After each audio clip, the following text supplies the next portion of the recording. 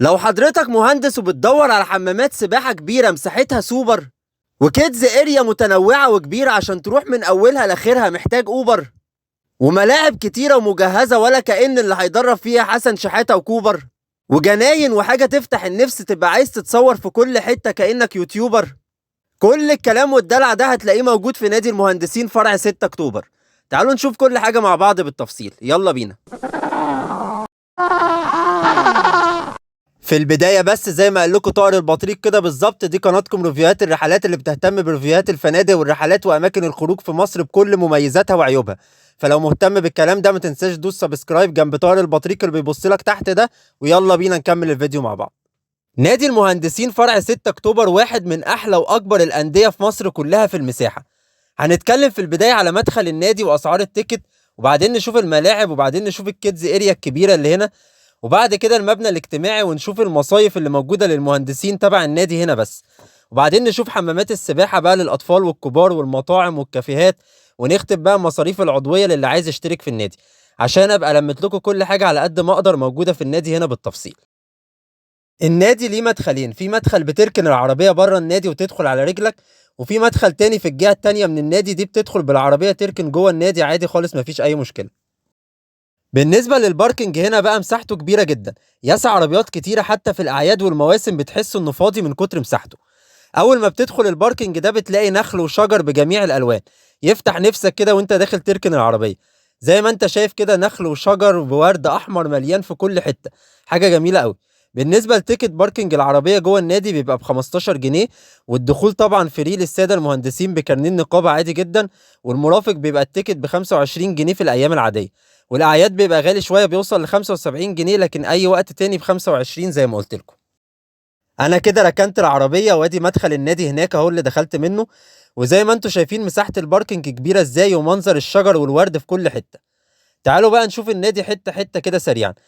أول حاجة بتقابلها جنب الباركنج على طول الملاعب.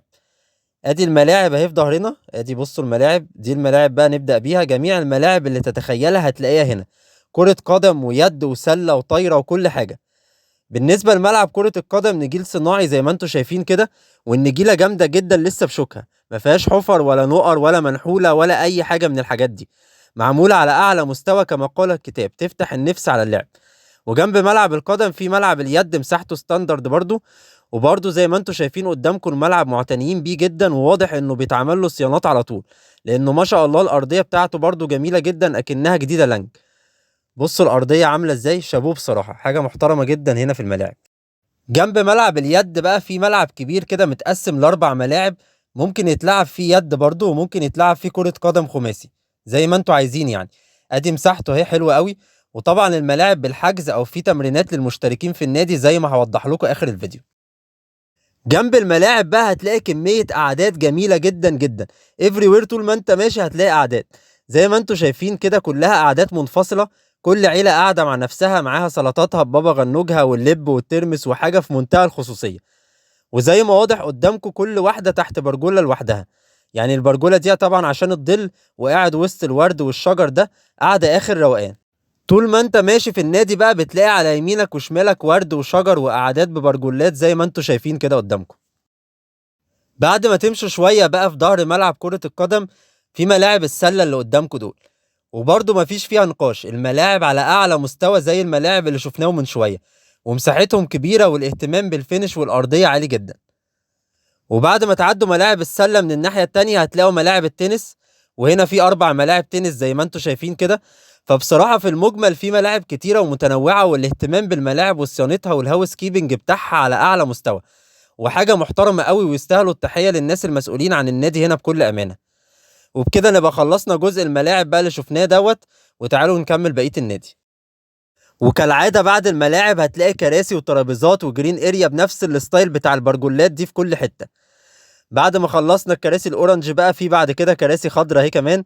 انا بوريكم الحاجات دي كلها عشان تبقوا مقدرين مساحة النادي، يعني كل ده واحنا لسه بنقول يا هادي ما رحناش للكيدز اريا ولا حمامات السباحة ولا المطاعم والكافيهات ولا شايفينها قدامنا حتى، يعني مش موجودة قدامنا على مرمى البصر. بعد ما تمشوا شوية بقى بتلاقوا مدخل ظريف كده معمول بالشجر، المدخل ده بقى اللي بيدخلك على الكيدز اريا.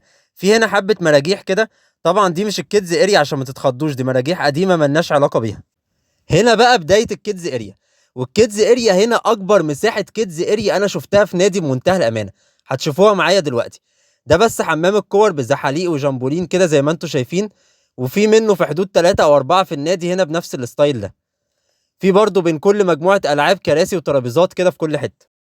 نبدأ بقى بالجمال والحلاوة والمراجيح اللي الوانها جميلة جدا، وصعب انكم تلاقوها في حتة تانية زي هنا. الكيدز اريا هنا معمولة على مساحة مهولة، في اي مكان هتبص فيه هتلاقي مراجيح ومش هتجيب اخرها. وزي ما انتم شايفين الوانها زاهية وعاملة ازاي. يعني انا عادة لما باجي اعمل فيديوهات بعمل فلتر عشان الوان الحاجة تبان بوضوح، هنا انا محتاجتش اعمل فلتر نهائي. الوان المراجيح هنا مبهجة جدا وزاهية، وتلاقيها مفرحة جدا للاطفال. في انواع مختلفة من المراجيح، هتلاقوا موازين وزحاليق باشكال متنوعة، وفي منها المفتوحة وفي منها البايب. واحلى حاجة هنا ان هما مش لازقين في بعض، يعني كل مجموعة مراجيح في حتة لوحدها، فعمرك ما هتلاقي زحمة. وهي اصلا اعدادها كبيرة جدا كده كده، فحاجة بصراحة عجبتني جدا لما جيت هنا. وزي ما انتوا شايفين معايا كده الممر ده يمينك وشمالك مراجيح ما تشوفهاش على امتداد بصرك. وطبعا كالعادة هنا حاطين اعداد ببرجولات جنب المراجيح في كل حتة عشان الاطفال يلعبوا واهلهم قاعدين جنبهم. يعني اي مجموعة مراجيح يروحوها هتلاقي كراسي وترابيزات جنبها. في هنا بقى بيت الكور برضو زي اللي شفناه في الاول، وفي زحاليق كتيرة وجامبولين اهو زي ما انتوا شايفين كده. وادي برضو مجموعة زحاليق جنب الجامبولين تانية اهي، فمساحتها حلوة قوي بصراحة. وزي ما قلت لكم في منها كده، يعني في منها كذا واحدة موجودة هنا. في نص الكيدز اريا بقى هتلاقي مكان كده بيبيع ايس كريم بس عشان تطري على قلبك شوية. وهتلاقي كل انواع الايس كريم موجودة هنا، واغلى في حدود 5 جنيه بس عن بره. بعد ما تمشوا شوية برضو في مجموعة مراجيح اللي انتوا شايفينها دي.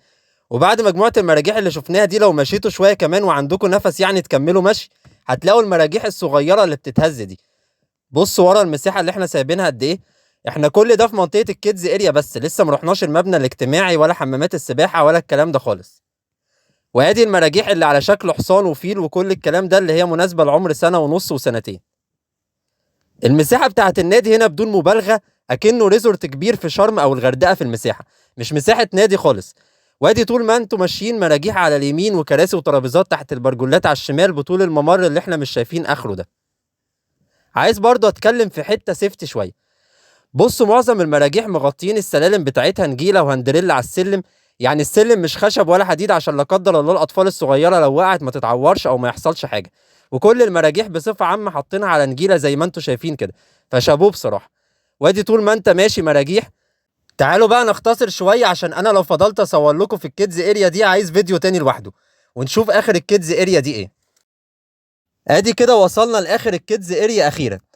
في قاعدة واسعة كده مليانة كراسي تحت برجولة كبيرة زي ما انتوا شايفين.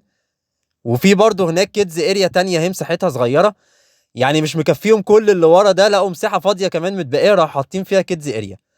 بجد النادي هنا ممتع جدا للأطفال يلعبوا براحتهم في أي مكان بشكل صعب تلاقيه في أفخم النوادي حتى في مصر.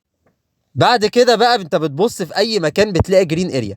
أحلى حاجة هنا إن انت نظرك ما بيجيبش آخر الحاجة اللي انت فيها، ممكن تتوه في النادي. هتلاقي شجر ونخل وزرع وورد في كل حتة زي ما انتوا شايفين كده. بتبصوا في أي مكان بتلاقوا جرين اريا، حاجة مريحة نفسيا جدا. نيجي بقى للمبنى الاجتماعي نشوفه سريعا كده، وبعدين نشوف حمامات السباحة مع بعض. هتلاقوا على المدخل هنا معلقين ليبل كده فيها مصايف للمهندسين، ودي على فكرة مش موجودة في النقابة، موجودة هنا زي ما انتوا شايفين كده. ادي مصيف مرسى مطروح اهو بالافواج، وده مصيف الساحل الشمالي باسعار مدعمة شوية، وبتحجزوها من هنا بس زي ما قلت لكم.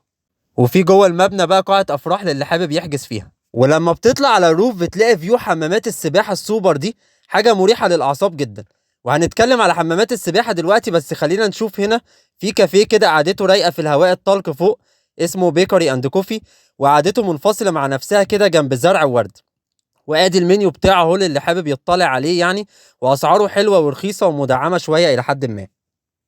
نيجي بقى للبلبطة والنعنشة. حمامات السباحة هنا مساحتها سوبر كبيرة جدا زي ما قلت لكم في المقدمة، حاجة أولمبية كده. وفي حمام سباحة للكبار، وحمامين سباحة للأطفال اللي بزوم لكم عليهم هناك دول. اللي قدامكم ده على طول حمامات السباحة بتاعت الأطفال، وزي ما انتوا شايفين كده هم مفتوحين على بعض، في بينهم رمب صغير وشكلهم حلو جدا، وأعماقهم مناسبة للأطفال. ادي حمام السباحة اللي هناك ده فيه زي شلال صناعي صغير كده عامل شكل جميل قوي. وحوالين حمامات السباحة في قعدات كتير داير ما يدور، وعدد كبير قوي من الكراسي والترابيزات زي ما انتوا شايفين قدامكم كده. قعدتها جميلة جدا والفيو بتاعها حلو قوي، يعني حاجة بصراحة رايقة قوي. وده بقى حمام السباحة بتاع الكبار، مساحته شاسعة طبعا زي ما انتوا شايفين، حاجة محترمة قوي بصراحة. بالنسبة للتيكت بقى بيبقى ب60 جنيه للمهندس وب80 جنيه للمرافق. ممكن ناس تشوفه غالي شوية بس هو يستحق كده بالأمانة. والقعدات اللي حوالين حمامات السباحة كلها مغطاة كده زي ما انتوا شايفين، يعني قاعد جنب حمام السباحة وفي الظل كمان، حاجة كويسة قوي. جنب حمامات السباحة بقى في مطعم وكافيه اسمه حجازي، عنده كل حاجة انت تتخيلها، اي انواع اكل او مشروبات، واسعاره مدعمة ورخيصة حلوة جدا. زي ما انتوا شايفين المنيو بتاعه قدامكم اهو. يعني على سبيل المثال دي حبة اسعار للبيتزات اهي عشان تبقوا عارفينها، ودي اسعار حبة وجبات، عنده فاهيتا فراخ وشيش وكده، وادي اسعار حبة مشروبات برضو على سبيل المثال. هوريلكوا تفاصيل الاشتراك دلوقتي، بس قبل ما ننسى، في برضه في المبنى الاجتماعي اللي شفناه من شويه صاله لعب بينج وبلياردو، مساحتها حلوه، وفي بلاي ستيشن اهو للي حابب يسلي وقته برضه هنا شويه. ادي البلاي ستيشن اهو قدامكم، وده مكانه فوق الروف في المبنى الاجتماعي. في برضه المكتب اللي قدامكم ده اسمه الواصي، وده بيقدم خدمات للساده المهندسين زي تجديد البطاقه والباسبور والقيد العائلي، واي مستندات او خدمات اوراق حكوميه زي ما مكتوب قدامكم كده انت عايز تطلعها بيسهلها عليك، بدل ما تروح في الزحمه وتتبهدل يعني والكلام ده.